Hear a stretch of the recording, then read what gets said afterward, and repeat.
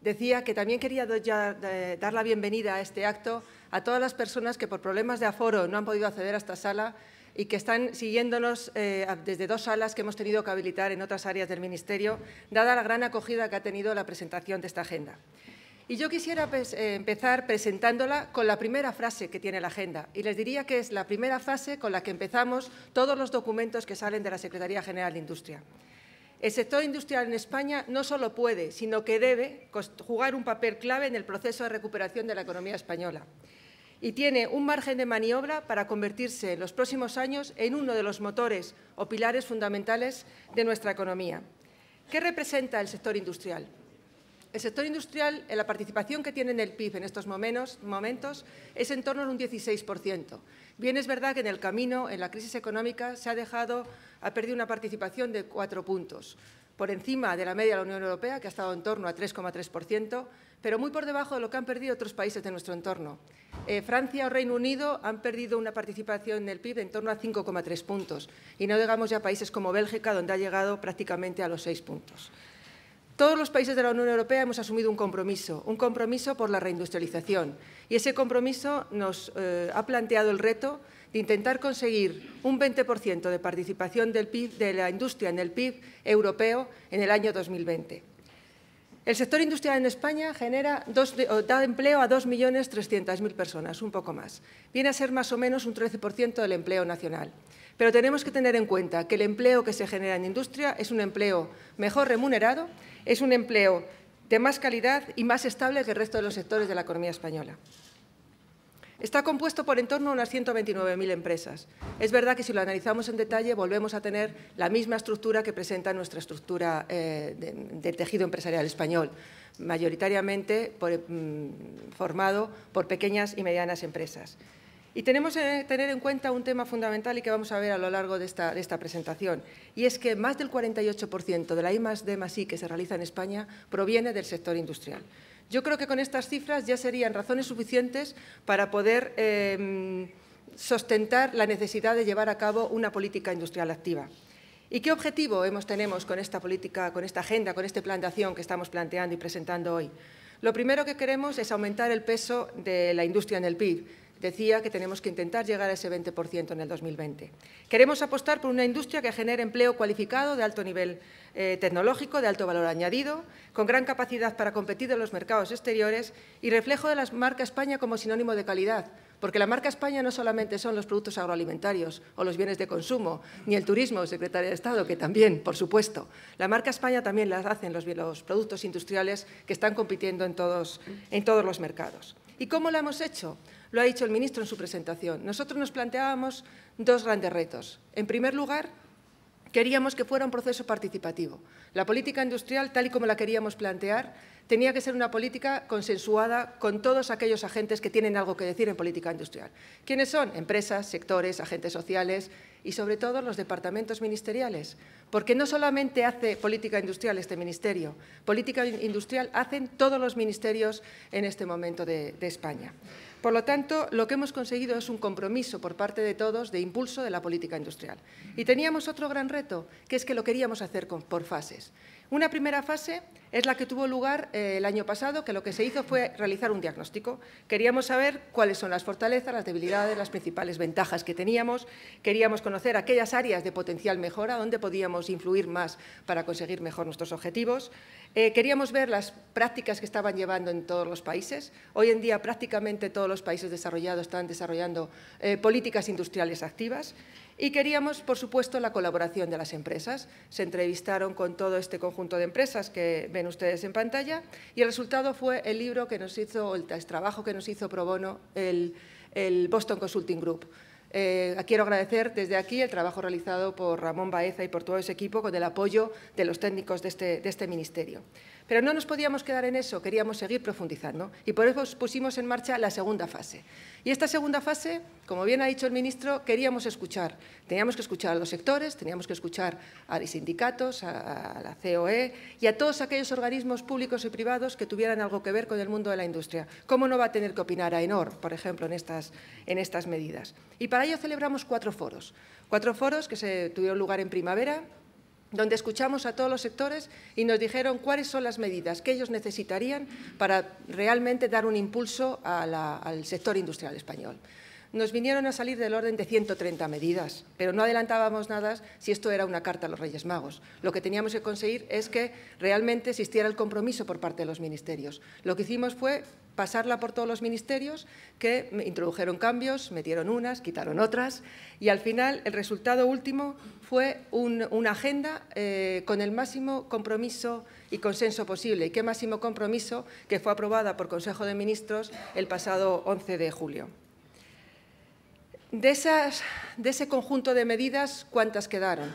¿Cómo las hemos agrupado? Las hemos agrupado en 3 grandes ámbitos: ámbito nacional, ámbito internacional y un gran conjunto de medidas transversales.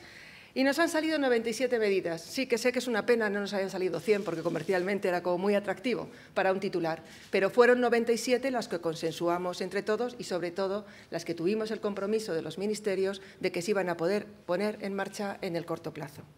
Y llegado a este punto, yo soy consciente que les voy a defraudar a muchos de ustedes, porque van a querer escuchar de mi boca la medida que ustedes nos dijeron o aquella que se refiere más al sector concreto. Pero no tengo 10 minutos por delante y lo que voy a hacer es un ejemplo de qué estamos hablando y de qué tipo de medidas estamos poniendo en marcha. El primer grupo lo forman las medidas de ámbito nacional. La primera de ellas, y que se ponía muy claro en todos los foros de debate, y nuestra primera línea de actuación, son aquellas que tienen relativas al estímulo de la demanda. Se estaba observando que una vez pasado lo peor de la crisis, se estaba produciendo ya un crecimiento, por lo menos se había cambiado la tendencia de la demanda de los bienes industriales. Era, por tanto, necesario consolidar esa tendencia. Y para ello los recursos en los que nos movemos siguen siendo escasos. Tenemos que ser capaces de priorizar aquellos sectores que tengan un efecto tractor y que tengan un mayor efecto multiplicador sobre la economía. Consensuamos un total de 9 medidas, por ejemplo, insisto, son ejemplos lo que voy a sacar, todas aquellas que signifiquen un estímulo temporal en sectores con efecto tractor. El ejemplo siempre que ponemos es el efecto que ha tenido sobre el sector de la automoción las medidas de estímulo del PIB, donde se han invertido en torno a unos 700 millones de euros y se está generando una actividad económica superior a los 6.000 millones. Estamos desarrollando también un plan de promoción del vehículo de energías alternativas, con especial incidencia sobre el coche eléctrico. Pero no todo va a ser el sector de automoción. Tenemos que establecer y ser capaces de impulsar la inversión en todos aquellos sectores que permitan una mejora de eficiencia energética, pero, por supuesto, una modernización de nuestra industria. Durante todos estos años de crisis somos conscientes que se han aplazado muchas decisiones de inversión que son necesarias acometer ahora si queremos realmente producir los productos que demanda el mercado en esta década. ¿Qué otro ejemplo de medidas? Pues potenciar todos aquellos sectores que consideramos estratégicos. Y les voy a poner un ejemplo donde la coordinación de todos los ministerios está llevando a cabo una buena política con respecto a un sector, y es el sector del espacio. El sector del espacio es competencia de este Ministerio, de la Secretaría General de Industria, pero la buena relación que tenemos y el buen trabajo que hacemos con el Ministerio de Economía a través del CDTI, con Defensa y con Fomento, lo que está permitiendo es una aplicación de recursos importantes en el sector del espacio para poder participar en los grandes programas internacionales, en este caso los de la Agencia Espacial Europea. Otra línea de actuación y medidas muy debatidas en estos foros han sido todas aquellas relativas a la competitividad de los factores productivos clave. Es fundamental ser competitivo en los factores productivos para poder tener productos, a su vez, competitivos. Lógicamente, el primero que surgía era la logística. Es verdad que España siempre decimos que tenemos una posición geoestratégica. Siempre es una posición geoestratégica si tenemos en cuenta que el comercio está en el Atlántico. Como se nos derive al Pacífico, la situación nos cambiaría. Pero es verdad que hoy por hoy tenemos una situación que nos permite hacer de puente entre África, entre la Unión Europea y con los países de Latinoamérica. De hecho, nuestros puertos son el cuarto por volumen de mercancías en la Unión Europea. Es verdad que tenemos una amplia red de infraestructuras que son reconocidas internacionalmente, pero tenemos que seguir trabajando para disminuir los costes logísticos. Por lo tanto, ¿qué tipo de medidas estamos planteando? Medidas de homogeneización y reducción del coste logístico de transporte, como impulsar el incremento progresivo de la altura y la carga permitidas en los camiones, o medidas que nos permiten impulsar, que siempre nos demandan los sectores, el transporte a través del ferrocarril. Tenemos que ser capaces de mejorar también las redes y conexiones nacionales y europeas, mejorar la gestión y la eficiencia de las plataformas portuarias, el impulso al transporte marítimo de corta distancia, etcétera. Lógicamente, no podemos hablar de costes productivos, de los costes de producción, si no hablamos de los costes laborales. Es verdad que en los últimos años los costes laborales unitarios de España se han reducido de una manera importante, lo ven claramente en el gráfico que ponemos en la pantalla. Y hoy por hoy tenemos una posición muy favorable con costes un 10% inferiores a la media europea, pero bastante más inferiores de los países que son nuestros directamente competidores. Pero tenemos que seguir profundizando. Habrá que seguir profundizando en los costes, en la reforma laboral y en todas aquellas medidas que incrementen la flexibilidad laboral. No podemos obviar también la necesidad de trabajar en el mundo de la otra área de este Ministerio, que es el mundo de las telecomunicaciones y de la necesidad de digitalizar nuestra industria. Lógicamente, trabajamos con la Secretaría de Estado en todo lo que son las medidas del cumplimiento de la Agenda Digital Española, pero permítame que le llame la atención sobre un programa que estamos iniciando. Estas medidas, tal y como se las estoy contando, lo que van a ver que son medidas a corto plazo. Son las medidas que hace falta poner en marcha ya para llegar a un objetivo que es potenciar nuestra industria. Pero no podemos perder de vista el horizonte. Y ese horizonte nos dice que los países están trabajando ya lo que se está dando a llamar la industria 4.0. Por lo tanto, en un trabajo conjunto de la Secretaría de Estado de Telecomunicaciones y de esta Secretaría General de Industria, vamos a empezar a desarrollar las bases de lo que puede ser en un futuro ese plan de industrialización digital que va a permitir colocar a nuestra industria en esa industria 4.0 que ya es una realidad, ya no es una ficción. Y tampoco, cómo no podemos hablar de competitividad, ministro, sin hablar de energía. Es cierto que el acceso a fuentes de energía competitivas es uno de los argumentos fundamentales que colocan cada uno de ustedes en todas las reuniones en las que tienen lugar conmigo, en mi despacho o en sus sedes. Es verdad que la necesidad de una fuente de energía competitiva puede en un momento determinado tomar una decisión de inversión en un sentido o en otro. Y, por supuesto, que es fundamental a la hora de competir nuestros productos en los mercados internacionales. España en este momento tiene un coste superior a nuestros socios europeos, pero tenemos que seguir trabajando para asegurar a España un suministro enérgico estable y competitivo en costes. Y aquí me gustaría llamar la atención sobre dos temas.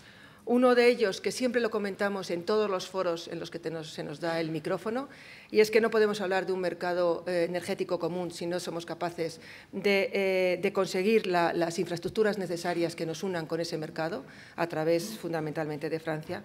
Pero también tenemos que ser conscientes que tenemos que completar la reforma del sector eléctrico y gasístico que se está llevando a cabo con este Ministerio, compatibilizando la exigencia de sostenibilidad económica y financiera del sistema con la de preservar la competitividad de la industria, garantizando el suministro al mínimo coste posible.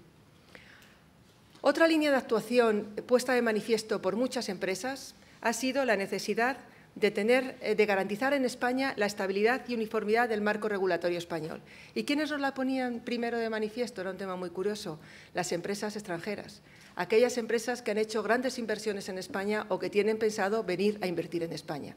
Porque un marco regulatorio estable es fundamental para tomar una decisión de invertir en un país o invertir en otro. No podemos obviar la importancia que tiene en nuestra industria, en el sector industrial español, la presencia de esta inversión extranjera directa. Tras unos años en los cuales había disminuido bastante este atractivo de España como país inversor, pues esas dos noticias que he sacado de prensa nos ponen ya de manifiesto cómo volvemos a estar otra vez España en este momento, después de las reformas llevadas a cabo en el top 10 de los países más atractivos a la hora de invertir, de la inversión extranjera directa. Pero otro tema fundamental es el de unidad de mercado. Es un principio económico esencial la unidad de mercado para el funcionamiento competitivo de la economía española. Y lo que tenemos es que seguir profundizando en el programa de unidad de mercado que ha puesto en marcha el Ministerio de Economía. Es fundamental el análisis que ha hecho el Ministerio de Economía y Competitividad, que dice que la puesta en marcha de este programa, del programa de unidad de mercado, va a conseguir incrementar en el largo plazo casi 1,5 puntos el PIB en España. a largo plazo. ¿Y nosotros en qué nos centramos? Nosotros dirigimos la Conferencia Sectorial de Industria y queremos profundizar con todos los componentes de esa conferencia sectorial, fundamentalmente las comunidades autónomas, en dos temas. Un tema en la eliminación de duplicidades en la gestión administrativa y otro tema en la dispersión de competencias entre distintos organismos para atender distintos aspectos de una misma actividad industrial. Y otro tema que también llevamos barajando durante muchos años y queremos darle un impulso importante es lo que se está llamando el test de competitividad, que no es otra cosa que establecer una obligación a cualquier normativa que se lleve a cabo en España, llevar previamente un análisis de impacto, un análisis de cuál va a ser el impacto de esa nueva normativa medioambiental o de fomento de cualquier otro ministerio, cuál va a ser el impacto que va a tener sobre la industria y sobre la pequeña y mediana empresa. Con respecto a las líneas de actuación en un ámbito transversal, trabajamos básicamente 4 áreas. La innovación, trabajamos la necesidad de hacer crecer nuestras empresas, el ámbito educativo y el ámbito financiero. Con respecto a las medidas de I+D+I, las hemos trabajado de la mano de la Secretaría de Estado de Investigación, Desarrollo e Innovación, y quiero agradecer a Marisa Poncela todo el apoyo que nos ha prestado su área, porque las medidas que van a poder leer aquí están consensuadas con ellos y forman parte de la Estrategia Española de Ciencia, Tecnología y de Innovación. Pero permítame que, de nuevo, resalte 2. Una de ellas, es verdad que tenemos que el 48% de la innovación la hace la industria, pero lo que nos pide en este momento la industria es que los programas destinados a I+D+I tienen que tener una mayor orientación al mercado, que sean programas donde no se quede esa innovación únicamente en los laboratorios o en los centros tecnológicos, sino que esa innovación realmente acabe derivándose en un producto o un servicio que tiene una salida a un mercado. Y otro tema que yo creo que es muy importante y está en base del segundo apellido que tiene nuestra Secretaría General, no olvidemos que soy Secretaria General de Industria y de las pymes, y es que es necesario apoyar la creación de empresas de base tecnológica. Y para apoyar este tipo de empresas es necesario disponer de un conjunto de medidas que permitan a nuestros científicos y a nuestros académicos el poder desarrollar desde un punto de vista empresarial esos desarrollos tecnológicos o innovadores que han desarrollado en el seno de las universidades. Por lo tanto, tenemos que intentar apoyar las spin-off tecnológicas para que puedan ser pues, empresas con futuro. No podían faltar en una agenda de este calibre, y escuchaba la entrevista que le acababan de hacer al ministro en Radio Nacional y se le han hecho una pregunta: ¿cómo vamos a hacer que nuestras pymes crezcan? El tejido empresarial español, todos ustedes lo saben, está compuesto en un 99,8%, y no nos hemos equivocado, por pequeñas y medianas empresas. ¿Qué es lo que hace esta dimensión, este tamaño? Que cada vez a estas empresas les sea más difícil acudir a los mercados internacionales, por cuestión de tamaño, acudir a financiación y, por supuesto, pueden llegar a ser menos competitivas y tienen menor potencial de crecimiento. ¿Qué tipo de medidas estamos pensando?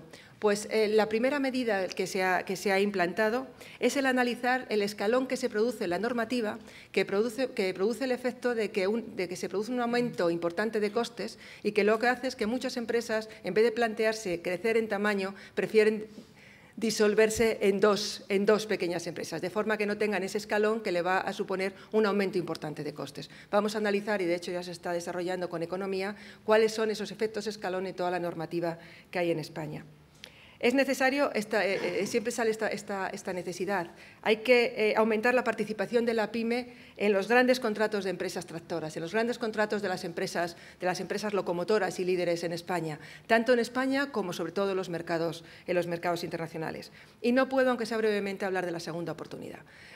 Mucho sector industrial se ha quedado en el camino por no tener una segunda oportunidad. Es necesario establecer medidas que permitan que aquellas empresas que de buena fe hayan sufrido como consecuencia de la crisis puedan recuperarse y puedan seguir desarrollando su tarea. Porque una empresa del sector servicios puede cerrar y abrir al año siguiente o a los 6 meses y no sufre cambio, pero una industria que desaparece es una industria que no se vuelve a montar, o por lo menos no es tan fácil volverla a montar en el corto plazo.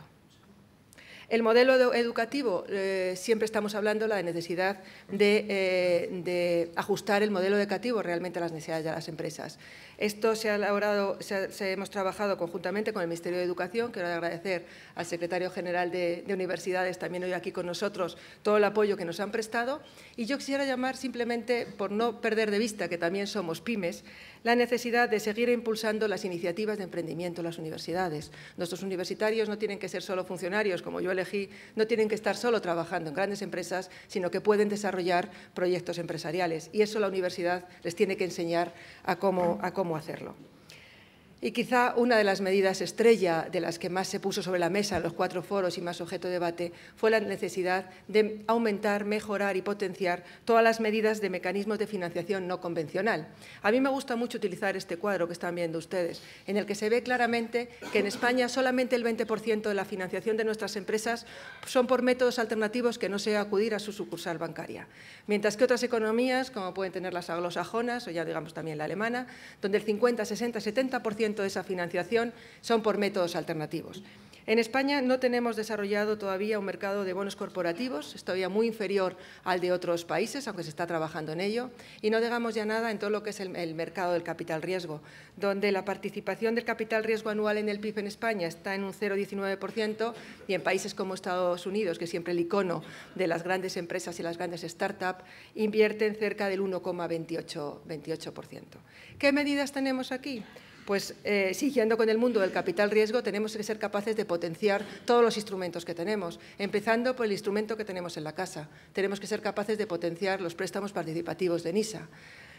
Tenemos que ser capaces de potenciar también el sistema de garantías que permiten a nuestras pymes acudir a la financiación bancaria. Para eso estamos trabajando con la otra compañía también de esta Secretaría General, que es CERSA, con sus labores de refinanciamiento.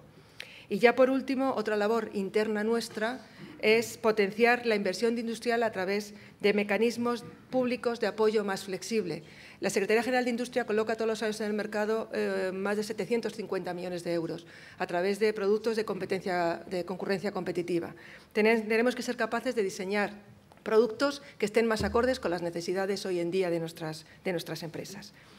Y ya por último, y muy deprisa, cómo estamos trabajando en el ámbito internacional. Lógicamente, nuestras empresas industriales, al no encontrar una demanda interna en España suficiente para sus productos, han aumentado su presencia en el exterior. Han crecido a tasas durante todos estos años de crisis en torno a un 9%. Es fundamental seguir trabajando con estas pautas.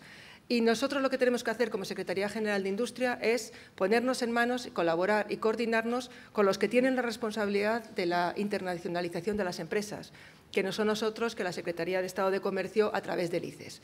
Nosotros lo que estamos es llegando a acuerdos con ellos, en los cuales incluso le vamos a inyectar presupuesto en sus presupuestos para poder, casi 4 millones de euros, para poder potenciar la internacionalización y la salida al exterior de las empresas industriales. Estamos trabajando también y queremos trabajar en apoyo a las empresas para la obtención de avales y, cómo no, con la Secretaría de Estado de Comercio tenemos que trabajar en aquellas medidas de vigilancia de mercado y en establecer todos los mecanismos que sean necesarios para defender los intereses comerciales de las empresas españolas en los grandes foros internacionales. Como ven, la agenda no es más que un plan de acción. Es un plan de acción con 97 medidas muy concretas que lo que estamos convencidos que la puesta en marcha en el corto plazo va a contribuir a que la industria crezca, a que la industria sea competitiva y que aumente su peso en el conjunto del PIB. Pero también he utilizado adrede una palabra en toda mi intervención, y ha sido la palabra compromiso, porque yo creo que con esta agenda lo que demostramos es el compromiso de este Ministerio para impulsar la industria, para llevar a cabo todas las actuaciones que dentro de estas 97 nos corresponden a nosotros, para fomentar la coordinación necesaria con el resto de los ministerios que se han comprometido a ponerlos en marcha y para ser capaz de llevar un seguimiento de estas medidas y poder introducir las medidas de actuación que sean necesarias para al final del periodo que nos hemos establecido, pues este hecho sea una realidad. En Industria, la Secretaría General de Industria, estamos convencidos que la puesta en marcha de esta agenda va a generar riqueza, va a generar prosperidad y va a generar empleo en nuestro país. Muchas gracias.